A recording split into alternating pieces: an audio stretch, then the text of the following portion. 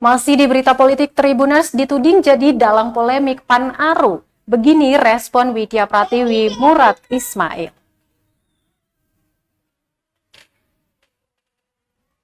Kader Partai Amanat Nasional atau PAN Widya Pratiwi Murad Ismail dituding menjadi dalang polemik di internal PAN Aru. Meski dituding menjadi dalang dari polemik tersebut, Widya memilih tak bersuara yang dan berkomentar terkait polemik Dewan Pimpinan Daerah PAN Kabupaten Kepulauan Aru. Kepada tribunambon.com, Widya mengatakan klarifikasi bisa dilakukan dengan Ketua DPW PAN Maluku yakni Wahid Laitupa. Sementara itu, PLT Ketua DPD PAN Aru Colin Lepui yang berulang kali dihubungi tribunambon.com juga tidak menanggapi hal tersebut. Diberitakan Tribuners, mantan Sekretaris DPD PAN Kepulauan Aru Ali Wamir mengaku penunjukan Colin Lepui sebagai PLT Ketua guna memuluskan kepentingan Widya Pratiwi Murad Ismail.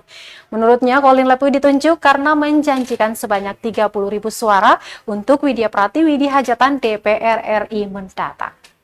Selain itu, Tribuners 22 Bacalek juga telah mengundurkan diri secara resmi dari partai yang diarsiteki Wahid Laitupa itu.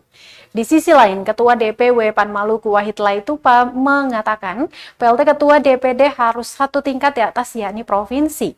Untuk itu dengan beragam pertimbangan akhirnya Lepui dipilih. Pihaknya pun masih melakukan konsolidasi dan rekonsiliasi dengan kader PAN yang mengundurkan diri. Kata dia, jika dipersoalkan hanya kehadiran Colin sebagai PLT Ketua DPD sama sekali tidak mengganggu kepengurusan.